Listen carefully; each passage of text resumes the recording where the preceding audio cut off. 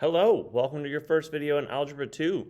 This is section 1-1, chapter 1, section 1, and we're just kind of talking about the properties of numbers. So let's jump right in.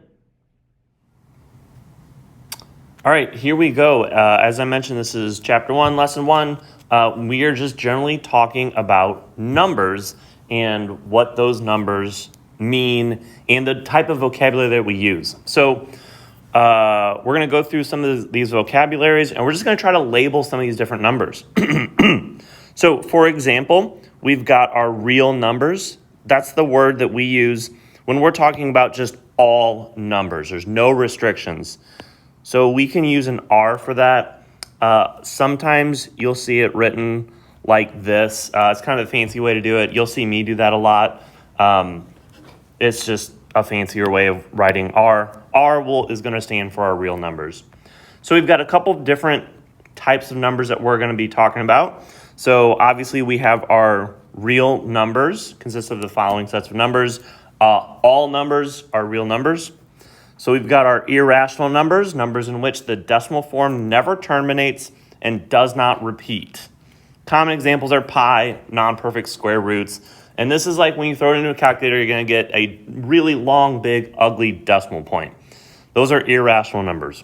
Rational numbers are numbers in which the decimal form either terminates or repeats. Rational numbers can always be written as a fraction. That's your key there. Rational numbers can always be written as a fraction. So if you see fractions, it's a rational number. And then we've got some of these other subsets or sets within a set of rational numbers. We've got integers, positive or negative whole number. We've got whole numbers, 0, 1, 2, 3, 4, 5, 6, 7, 8, 9, 10, blah, blah, blah, blah. And then natural numbers is just all your whole numbers, except we don't include 0. I guess it comes from like when you start counting as a child, you start with like 1, 2, 3. So whatever. That's what we're going to call our natural numbers. So we're going to come up with some of our abbreviations so that we just kind of talk about this. Irrational numbers, we're going to use the letter I. Our rational numbers, we'll use Q, just because I is already taken. Integers, and this is where I'm going to mess up a lot. I always like to use I for integers, but that's not right. Z is very typically used to represent integers. Whole numbers, that's a terrible W. Whole numbers and natural numbers, okay, so that kind of makes sense. So again, to just go over some examples, our irrational numbers, you've got things like pi, you've got things like square root of 5, square root of 72. The only reason I got to change that is I don't actually know if 75, I would have to look at it at a calculator. So again, irrational numbers, if you see a square root and you think it might be simplified, just throw it in your calculator and see what happens. So you can always do that. Rational numbers, we've got decimal points that terminate. Okay, that's a rational number. We've got any kind of fraction. Or maybe you'll see something like this. Again, that represents 0.22222222 repeating forever. Or if you have like a negative fraction, that is still a rational number. So then we've got integers, again, positive or negative whole numbers, but you may see it, so 7 is an example, but you may see something like this. Okay, is this an integer? So the answer is yes. That can be simplified into a negative 10. So don't get too confused when you see a square root. 0 is an integer. It's kind of important to know. And then a fraction can still be an integer, again, because it can then be reduced to 2 or a whole number. So then our whole numbers, again, same thing. Our numbers is actually 0, 1, 2, 3, 4, 5, 6, 7, 8, 9, 10. So 0. But you can see things like 20 over 4. Is that a whole number? Sure, that actually equals 5. So again, don't get confused if you see some of these complicated symbols if it can be reduced into a whole number, then it's still a whole number. And then our natural numbers, again, same thing as our whole numbers, except not 0, 1, 3, 72, whatever. And you can do the same kind of stuff, like 20 over 4 is a natural number because it can be reduced. So let's try some of these out.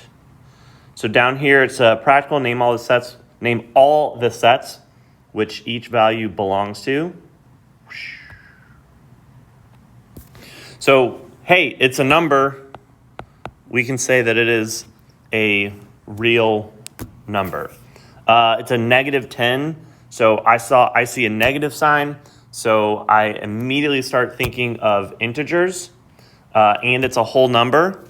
So it is, in fact, an integer. And it is also, since it's a whole number, it can be expressed as a fraction, 10 over 1. So it's also a rational number. So I kind of went backwards, like if you were to look at the big picture of things, it'd be a rational number first, then it would be a real number first, it'd be a rational number, and then it would be an integer. An integer is a special type of rational number. Anyway, so we got our square root of 30. So it's going to be a real number, because all numbers are real numbers. If you haven't picked up on that pattern, you should try.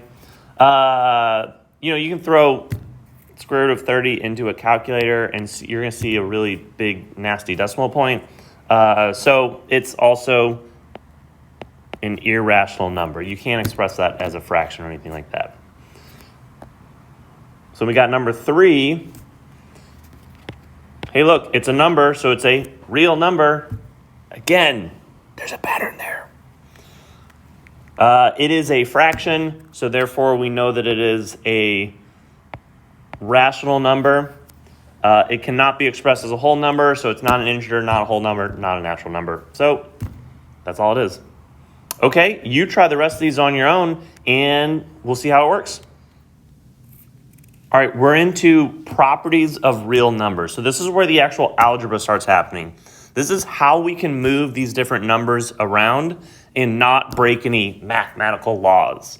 So, for example, our first one, we've got our commutative property. So the way I remember this one is a commute is, when I travel from home to work, that is my commute. So this is just numbers that are commuting or traveling. So like if we have A plus B, that is the same as saying B plus A. So we can move that around, no problem. In multiplication, same thing. A times B is the same thing as B times A. So we can manipulate that, especially when we have X's and Y's and things like that. We can change those things around. The associative property, it's similar concept, just with parentheses. So again, we start with A plus B plus C on the outside. So that's the same thing. We can move those parentheses. We can group B plus C together. This will be helpful later on when we want to group similar numbers together and simplify them and so on and so forth. So we can do that. Same thing with multiplication. We've got A times B times C on the outside. My handwriting is fantastic, but it's fine. This is the same as A times B times C. Again, you can move those parentheses around. You haven't broken any mathematical laws. The identity property is pretty easy. You have a number, you add nothing to it, you still have that same number. Good job. Basically, we can drop zeros off if they're added or subtracted. Same thing with ones on the multiplication side. So we have a number, we multiply that number by 1, that number is the same. So this is important because, like when we start to get deep into the algebra, we'll start dropping some of these ones and zeros because we just don't need them to communicate what we're trying to do.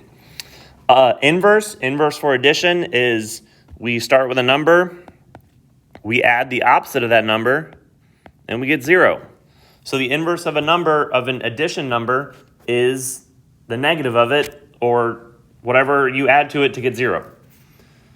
The inverse for multiplication, it's a little bit different because we are going for 1. So what can you multiply the number by to get 1? And usually it's 1 over that number. Again, that can get more complicated with like improper fractions and so on and so forth. We'll get to that later. The distributive property.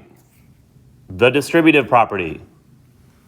The distributive property. If you can't catch my drift, this is one that people mess up all the time. So take the time now to learn the distributive property. So the distributive property is, let's say you have A times B plus C, or you have a number times, like an equation. You have to take that number and multiply it by each part of that equation. So this is the same as saying A times B plus A times C. So see how the A got multiplied by the B, and the A got multiplied by the C. This is super important. You will see this over and over and over and over again. Learn the distributive property. Okay, let's try some examples. This is just kind of naming that property, helping you to remember what word goes with which property. Hey, look, and we get some algebra too. So we've got 5 times a quantity, and you just moved the parentheses around. So that is going to be our associative property. By the way, I have to look at how I spell these things. That's why I keep looking up, because I can't spell correctly. That's the associative with multiplication, which is slightly different with addition, but in this case, not really. So if we look at 14, this is everyone's favorite. So we've got the 6 times 3, 6 times negative 7. So this is going to be our distributive property. Distributive property. So then we get some letters in here. Everybody loves letters. Welcome to algebra. So we've got 7y plus a negative 7y. This is kind of why we talk about that inverse addition. Hey, I just gave you the answer. Because, sometimes when we group like terms like that, it drops off to 0, makes our life a lot better. I'm just going to put plus for addition. That works. I'm cool with that. 16. So we've got 3a plus 2b equals 2b plus 3a. They just switched places, or they traveled, they commuted. So we call that the commutative property.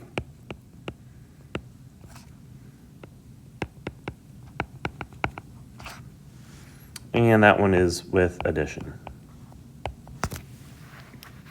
Okay, the other 4 you can try yourself. I'm going to go straight down here. Name the additive and multiplicative inverse for each number. Remember, additive, you're adding something to it to get to 0. So the opposite of negative 8 is 8. Remember, multiplicative, you're multiplying something to it to get positive 1. So this is a negative 8. So we need a negative times negative equals a positive, 1 over 8. And that's going to get us 1. I'll let you try the rest of those, and we'll move on. And to finish up, got a little bit of set theory. So each one of these integers is a set of numbers. So we're going to talk about the closure property. Closure property, a set or a group of numbers, is closed under an operation if the operation always produces an element of the same set. If an element outside of the set is produced, then the operation is not closed. So for example, you're supposed to answer true or false, but hey, the first one is true. But integers are closed under multiplication, meaning if you take an integer, positive or negative whole number, and you multiply it by another positive or negative whole number or another integer, you will always get an integer. So that means that integers are closed under multiplication. So that's what that means. Irrational number, so this I'm on this next one, this is 26. Irrational numbers are closed under subtraction. So that is false. So you can have any number, like pi, okay? It goes on forever. Well, I can, under subtraction, so I can subtract a number that is an irrational number, and I will get 0, which is not an irrational number. So irrational numbers are not closed under subtraction. Whole numbers are closed under division. True or false? That one is still going to be false because you can take two whole numbers, like, 2 divided by 3. That equals a weird decimal. Boop, boop, boop, boop, boop. 6, sorry. But that's going to be closed under, that is not closed under division because you can divide by a number and get an irrational number. Let's see here. Odd numbers are closed under addition. So if I take under addition, so if I take two odd numbers, 3 plus 5, that's going to be 8. So that's not an odd number. I'm going to say false. So try the rest of these at home, and we'll do work in class. I'll see you there.